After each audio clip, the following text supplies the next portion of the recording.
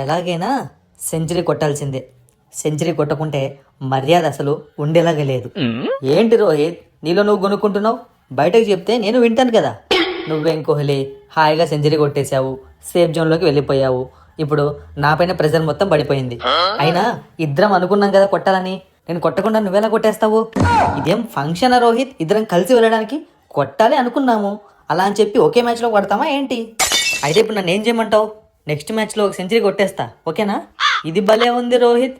ఏదో నువ్వు సెంచరీ కొడతానంటే నేను అడ్డుపడినట్టు నన్ను పర్మిషన్ అడుగుతావేంటి? ఏంటి కోహ్లీ, మాటలో తేడా వచ్చింది. కొంపదీసి సెంచరీ కొట్టావని చెప్పి నువ్వు కూడా నన్ను చీప్గా చూస్తున్నావా ఏంటి? ఛా, ఊరికే ఉండి రోహిత్. నువ్వు టీమిండియా కెప్టెన్వి, మన ఇద్దరం క్లోజ్ ఫ్రెండ్స్. నేను ఎందుకు చీప్గా చూస్తాను? నువ్వు నన్ను క్వశ్చన్ అడుగుతుంటే నన్ను ఎందుకు క్వశ్చన్ అడుగుతున్నావు? నువ్వు డెసిషన్ తీసుకో అని చెప్పి అలా చూస్తున్నాను అంతే. కరెక్టే, డెసిషన్ నేనే తీసుకోవాలి. ఎలాగైనా సెంచరీ కొట్టాల్సిందే. ఏంది రోహిత్ అన్న, డబుల్ సెంచరీ కొట్టేటోడి నువ్వు సెంచరీ దగ్గర అయిపోతానంటావేంటి? ఒరే బాబు, ఇప్పుడు క్రికెట్ మారిపోయిందిరా. డబుల్ సెంచరీ కొట్టడం అంత ఈజీ కాదు. ఫస్ట్ సెంచరీ మీద ఫోకస్ చేస్తే డబుల్ సెంచరీ వస్తుందో రాదో ఆ తర్వాత తెలిసిపోతుంది. అంటే మ్యాచ్ న్యూజిలాండ్ వాళ్ళతో కదా, కొట్టగలవా అని నా డౌట్ అనమాట, అంతే, ఇంకేం లేదు. ఏం మాట్లాడుతున్నారా శుభ్మన్ గిల్?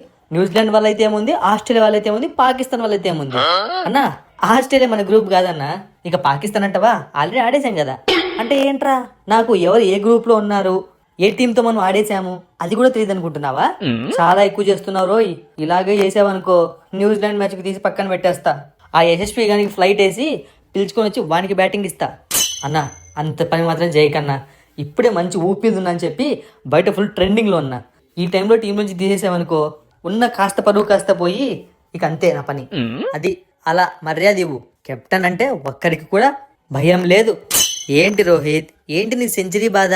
నేను కొట్టాను సెంచరీ, నేను ఎంత ఉల్లాసంగా ఉన్నాను, ఎంత ఉత్సాహంగా ఉన్నాను. అయినా నీతో నన్ను పోల్చుకుంటావేంటి? నువ్వు నేను ఒకటేనా? నాకంటూ ఒక రేంజ్ ఉంది ఇండియాలో. హలో, నువ్వు చెప్పుకుంటున్నావు, నేను చెప్పుకోవట్లేదు. మనకంటూ ఒక రేంజ్ ఉందమ్మా. కేన్ మామ అని ఆప్యాయంగా పిలుచుకుంటారు తెలుసా?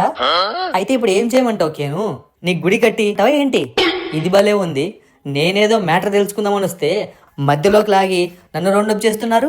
మరి మా రోహిత్ అంత ఫ్రస్ట్రేషన్లో ఉన్నాడు. నువ్వు పోయి ఈ టైంలోనే గెలికావు. గెలకడానికి ఏముంది, ఏదో సెంచరీ గురించి మాట్లాడుతున్నారు కదా. ఎలాగో ఈ మ్యాచ్లో నేను కొట్టాలనుకుంటున్నాను సెంచరీ, కాబట్టి లైట్ తీసుకో అని చెప్పడానికి వచ్చాను అంతే. ఏంటి, నేనుండగా నువ్వు సెంచరీ? అది కరెక్టే కదా. వాళ్ళందరూ ఉన్నారు లేదు పక్కన పెట్టు, నేను కెప్టెన్, నేనుండగా నువ్వు సెంచరీ చేస్తావా?